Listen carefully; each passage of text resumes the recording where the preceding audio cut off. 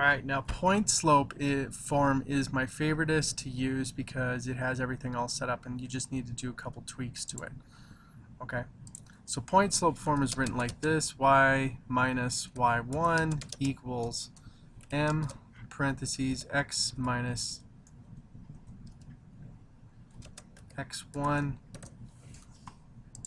Okay, alright, and the x1 just stands for an x coordinate. The y1 equals just a y coordinate. Could be anything on your line. Okay.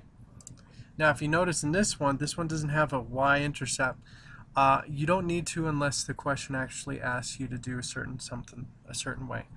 Okay. Now the cool thing is that any information you could be given, you could actually solve for the point slope form and then transfer it to slope intercept form really fast.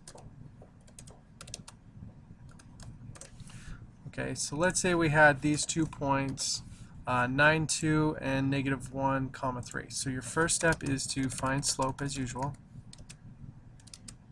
So in our case it will be 2 minus 3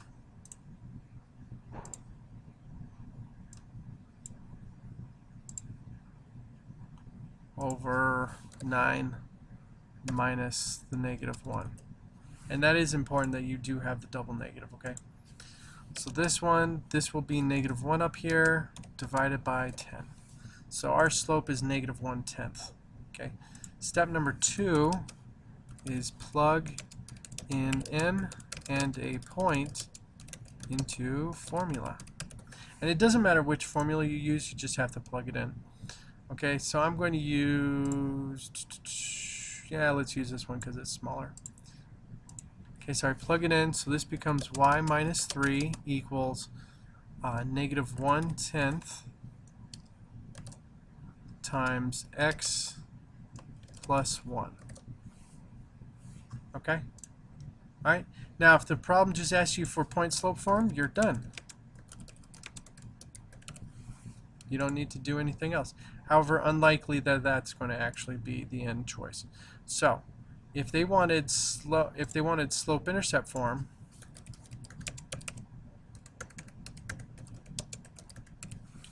I want to have it be just y equals something. So if I get y alone and then I simplify this side, we should be good. So usually I start simplification with distribution. So y minus 3 equals negative 1/10 x minus 1/10. Okay? Pretty simple stuff. And then what I'm going to do is I'm going to add 3 to both sides. Alright? And y equals negative 1/10 x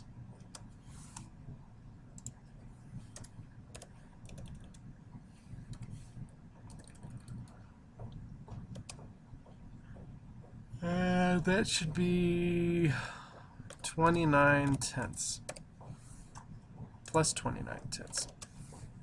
Okay? And that's what happens when you go 3 plus 1/10. And if you don't believe me, go check your calculators. Okay, but that's pretty much it for point slope form. Some really easy stuff just to work with. You know, let me check to see if you're going to be dealing with any tough questions on the actual. Quick check.